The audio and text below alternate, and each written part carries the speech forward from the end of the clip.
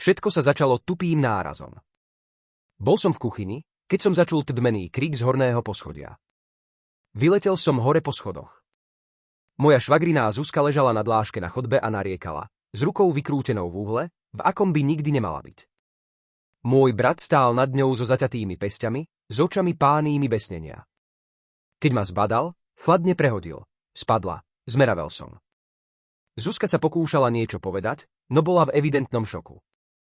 Brat si len vzdorovito založil ruky. Zišiel som priamo do obývačky. Mama pozerala televízor, ako by sa nič nedialo. Mama, čo sa to tam hore deje? Odvetila bez toho, aby otočila hlavu. Do manželských hádok sa nestaraj. Okrem toho, je precitlivená. Smatol som telefón a zavolal políciu. Hlas sa mi triasol, no bol som rozhodnutý. Keď som jej to oznámil, mama sa na mňa konečne pozrela. Ten pohľad pálil. Ty si zavolal políciu na vlastného brata? Šepla rozúrene. Si rakovina v tele tejto rodiny. Keď prišla polícia, z mami sa stala herečka. Tvódila, že Zuzka spadla pri upratovaní schodov, že bola odjak živa nešikovná a brat sa jej len snažil pomôcť. Plakala, prosila, kľakla si na kolená. Môj syn je slušný človek.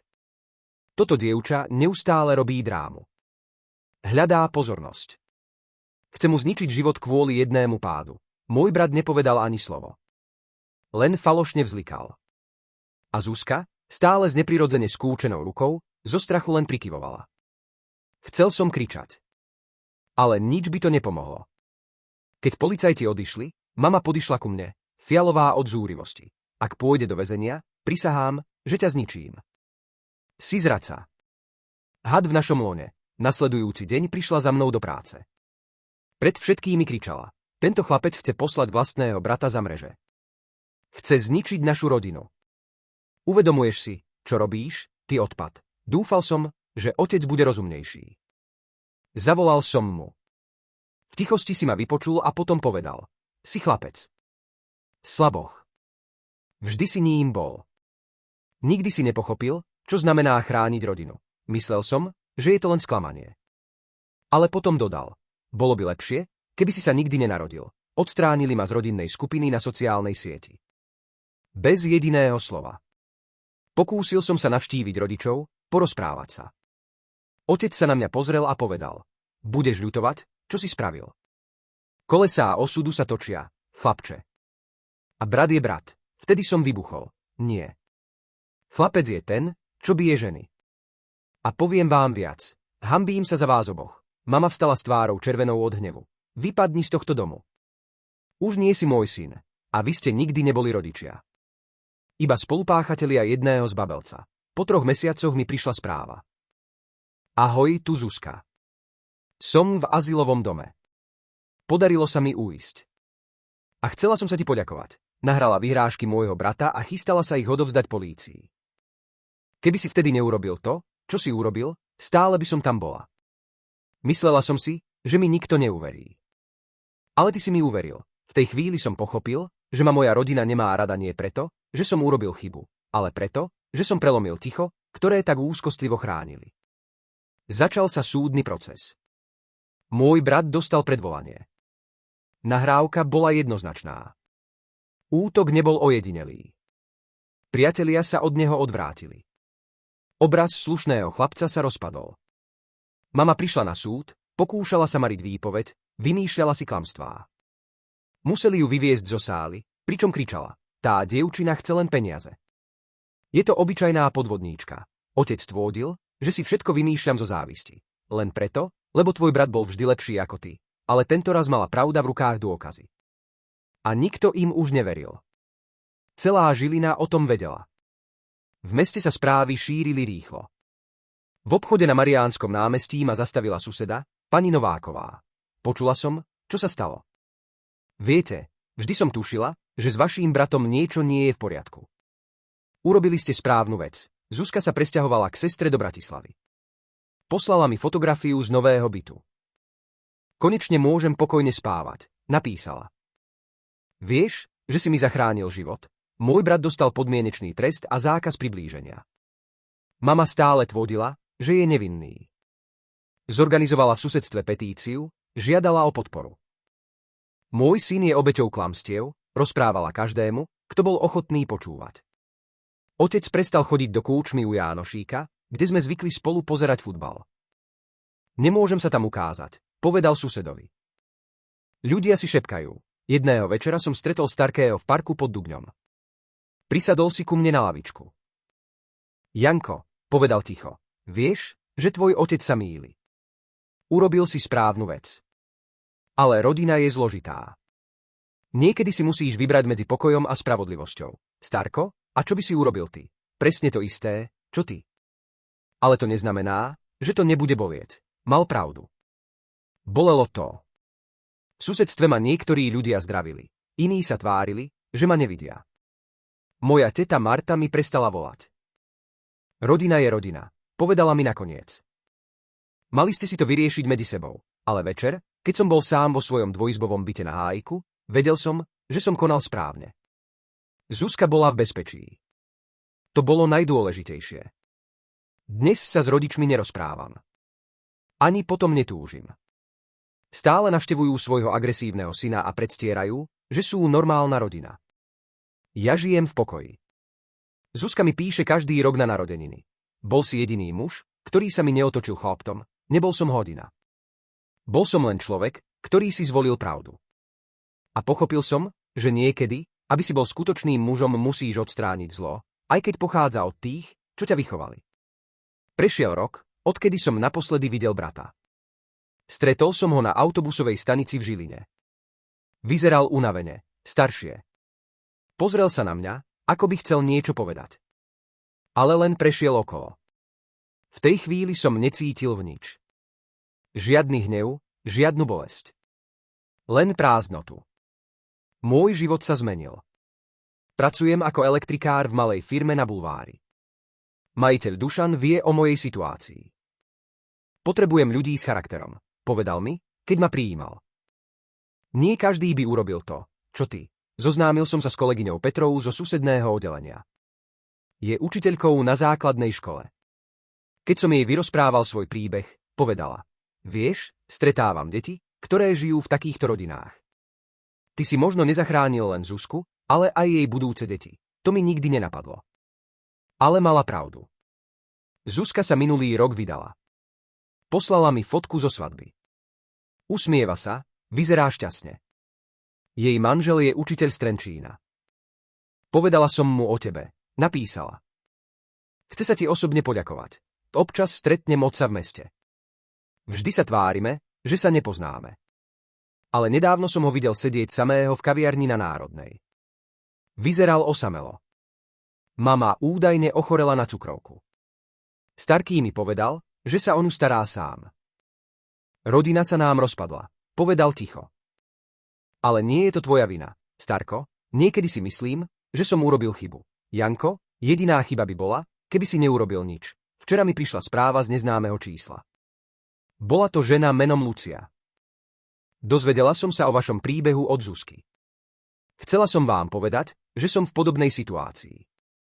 Nemáte nejaký kontakt na pomoc? Poslal som jej číslo na azylový dom a na poradňu. Povedal som jej, že nie je sama. A že môže zavolať, keby sa potrebovala porozprávať. Možno som sa stal niekým, kto pomáha iným.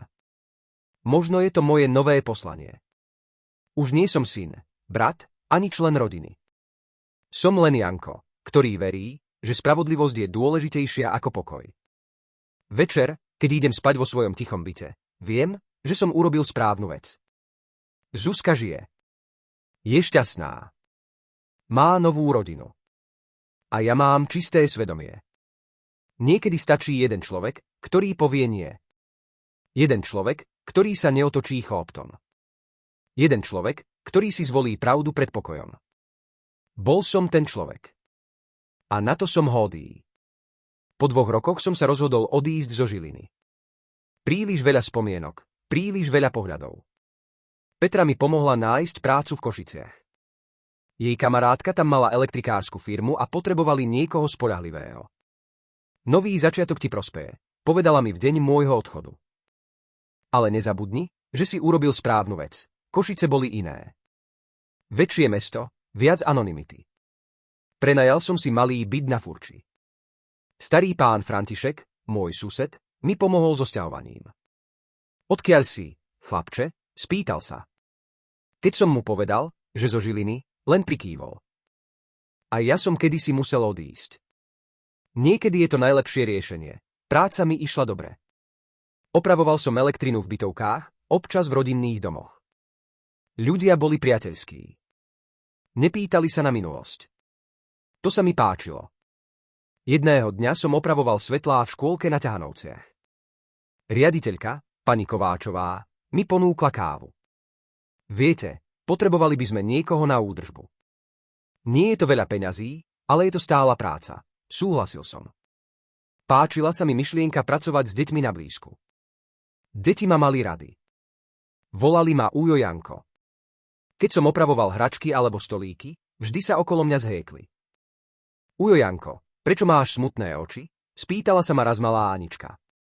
Už nie sú smutné, odpovedal som. Teraz sú spokojné. A bola to pravda. Povíkrát po dlhom čase som sa cítil pokojne.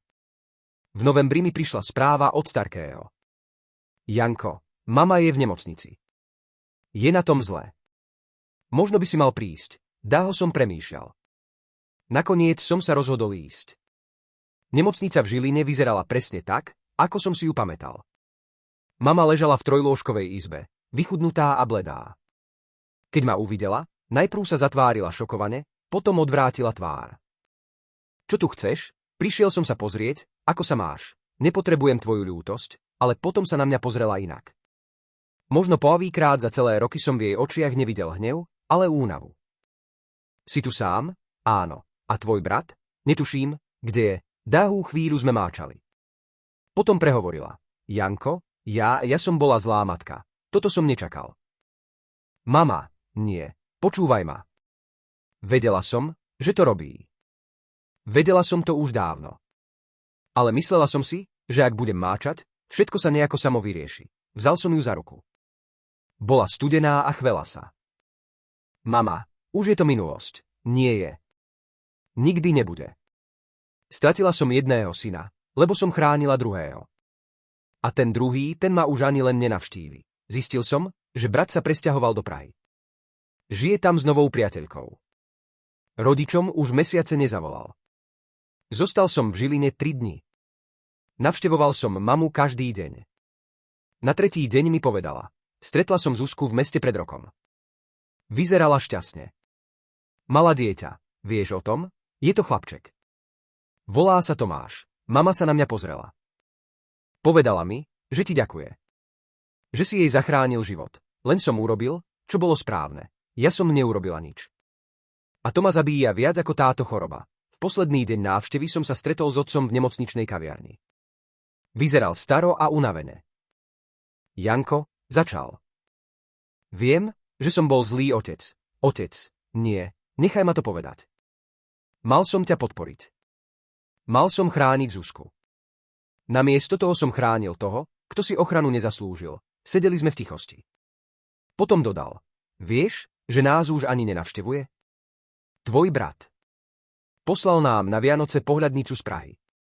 To bolo všetko. A ako sa s tým vyrovnávate? Nevyrovnávame. Mama o ňom stále hovorí, ako by bol dokonalý. Ale ja viem, že sme prišli o toho správneho syna. Keď som sa vrátil do Košíc, cítil som sa zvláštne. Nie úplne zmierený, ale pokojnejší. Zavolala mi Petra. Ako to dopadlo?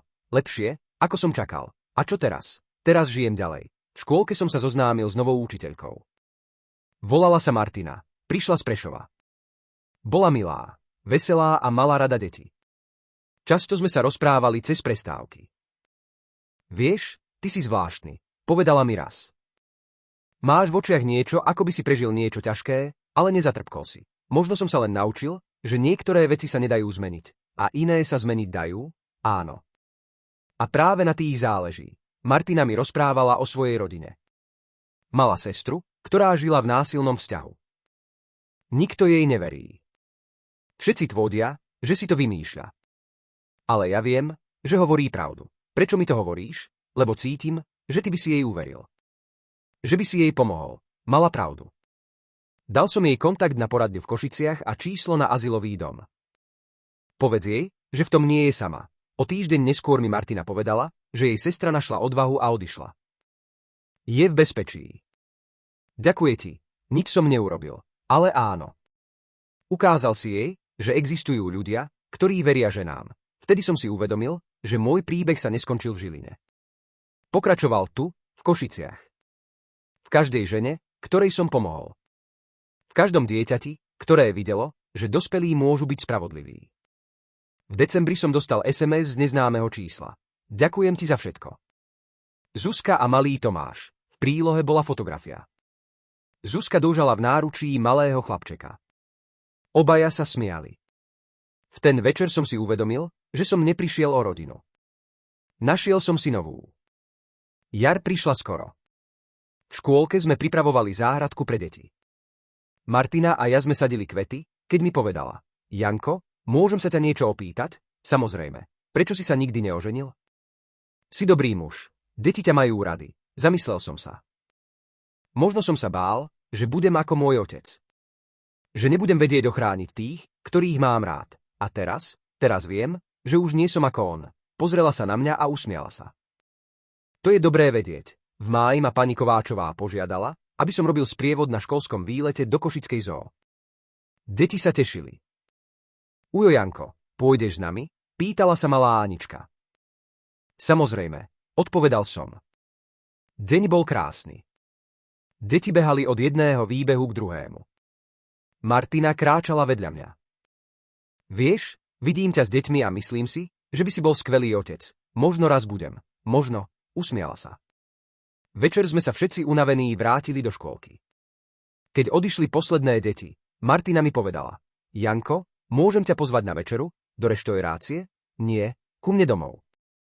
Chcem ti navariť. Súhlasil som. Jej byt bol útulný, plný kníh a kvetov. Počas večere mi rozprávala o svojich plánoch.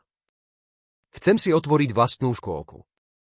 Pre deti, ktoré potrebujú špeciálnu starostlivosť. To je krásny sen. Sen sa dá splniť, ak má človek okolo seba správnych ľudí. Pozrela sa na mňa významne. V tej chvíli som si uvedomil, že sa mi páči. Nie len ako kolegyňa, ale ako žena. V júni mi zomrel starký. Pohreb bol v Žiline. Prišiel som s Martínou. Mama už bola doma z nemocnice, slabá, ale na nohách. Keď uvidela Martinu, spýtala sa: A kto je to krásne dievča? Toto je Martina. Moja priateľka. Mama sa usmiala. Povíkrát za dlhé roky som videl jej úprimný úsmev. Je krásna, Janko. Starký by bol na teba hódý. Po pohrebe sme sa prešli po cintoríne. Martina ma dôžala za ruku. Bolo to ťažké? Spýtala sa. Menej, ako som čakal. Starký by chcel, aby som bol šťastný. Asi? Pozrel som sa na ňu. Na jej jemný úsmev, na to, ako sa starostlivo díva na náhrobky. Áno, povedal som. Otec prišiel za nami pred odchodom. Janko, ďakujem, že si prišiel. A ďakujem ti aj za všetko ostatné. Viem, že som ti to nikdy nepovedal, ale som na teba hladý. Po rokoch som konečne počul slová, ktoré som tak potreboval. Na jeseň ma Martina požiadala, aby som sa k nej nasťahoval. Nechcem ťa do ničoho nútiť, povedala. Ale myslím si, že by sme mohli byť spolu šťastní. Aj ja si to myslím. A možno budeme mať vlastné deti? Možno, usmial som sa. Ale ja už rodinu mám. Teba, deti v škôlke, dokonca aj svojich rodičov. Je to iná rodina, ako som si predstavoval, ale je moja. Večer, keď sme spolu pozerali televízor v našom byte, Martina mi povedala: Vieš, čo sa mi na tebe páči najviac? Čo? Že si sa nezmenil na cynika. Stále veríš v dobro. Možno preto, lebo som ho zažil. Od teba, od detí a nakoniec aj od rodičov. A od seba samého, aj od seba samého. V tom momente som pochopil, že môj príbeh sa neskončil katastrofou. Skončil sa nádejou. A to je možno ten najlepší koniec, aký mohol mať.